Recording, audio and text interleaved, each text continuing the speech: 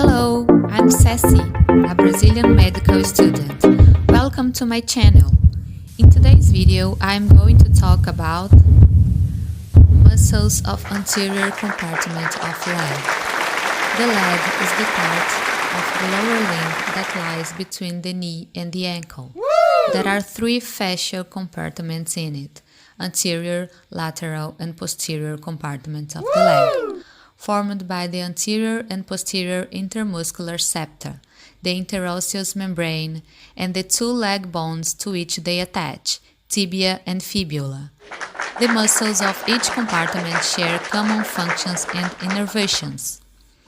The anterior compartment of the leg, or dorsiflexor compartment or extensor compartment, is located anterior to the interosseous membrane, between the lateral surface of the shaft of the tibia and the medial surface of the shaft of the fibula. Wow!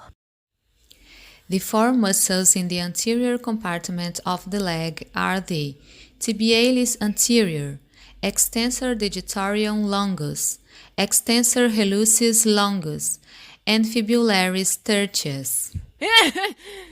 These muscles pass and insert anterior to the transversely oriented axis of the ankle joint, or talocrural joint, and therefore are dorsiflexors of the ankle joint, elevating the forefoot and depressing the heel.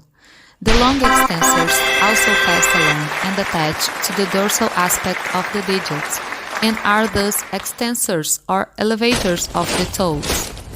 Although it is a relatively weak and short movement, only about a quarter the strength of plantar flexion, dorsiflexion is actively used in the swing phase of walking, when concentric contraction keeps the forefoot elevated to clear the ground as the free limb swings forward.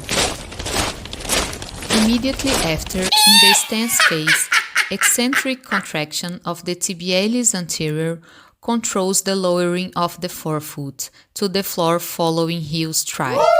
The latter is important to a smooth gait and is important to deceleration or braking relative to running and walking downhill.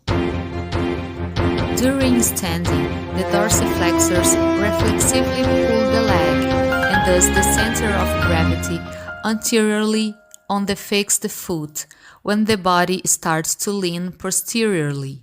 When descending a slope, especially if the surface is loose, sand, gravel, or snow, dorsiflexion is used to dig in one's heels. Tibialis anterior. The tibialis anterior, the most medial and superficial dorsiflexor, is a slender muscle that lies against the lateral surface of the tibia.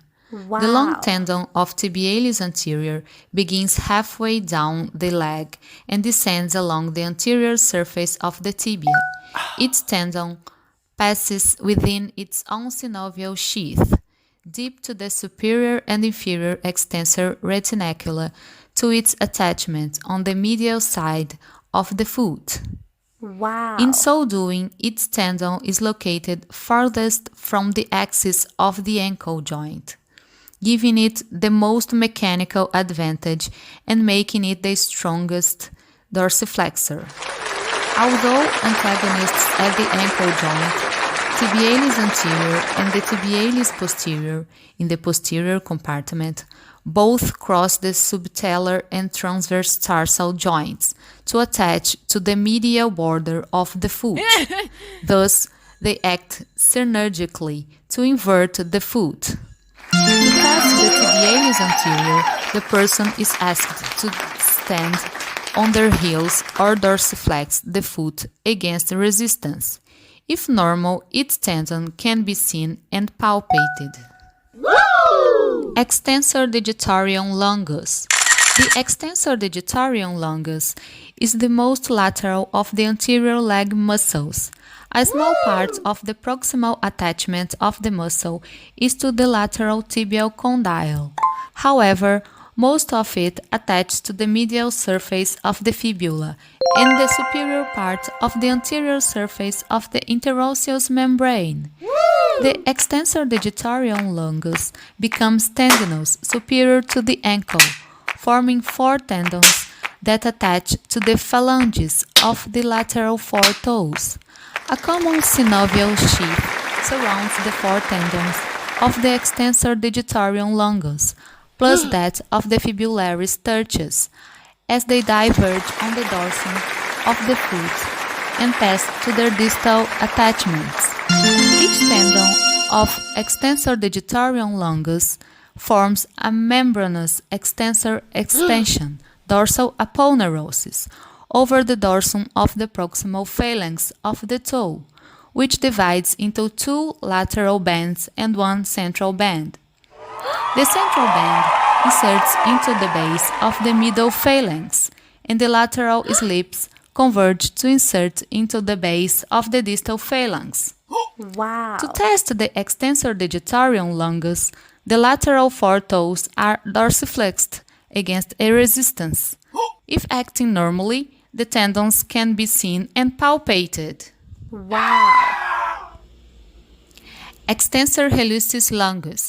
The extensor hallucis longus is a thin muscle that lies deeply between the tibialis anterior and extensor digitorum longus, at its superior attachment to the middle half of the fibula and interosseous membrane.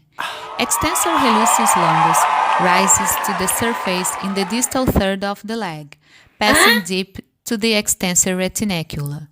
It courses distally along the crest of the dorsum of the foot to the great toe.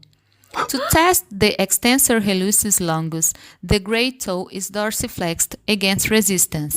If acting normally, its entire tendon can be seen and palpated. Wow. Fibularis tertius. The fibularis tertius is a separated part of extensor digitorum longus, which shares its synovial sheath. Proximally, the attachments and fleshy parts of the extensor digitorum longus and fibularis tertius are continuous. However, distally, the fibularis tertius tendon is separate and attaches to the 5th metatarsal, not to a phalanx. Although fibularis tertius contributes weakly to dorsiflexion, it also acts at the subtalar and transverse tarsal joints, contributing to eversion or pronation of the foot. It may play a special proprioceptive role in sensing sudden inversion and then contracting reflexively to protect the anterior tibiofibular ligament, the most commonly sprained ligament of the body. Wow. Fibularis tertius is not always present. Thank you so much for watching this video. I hope you enjoyed it. If you did, please like, comment and share it. Subscribe and activate the bell so you can get notified when I upload a new video. This will help me a lot and I really need your help. I'll see you next time. Bye!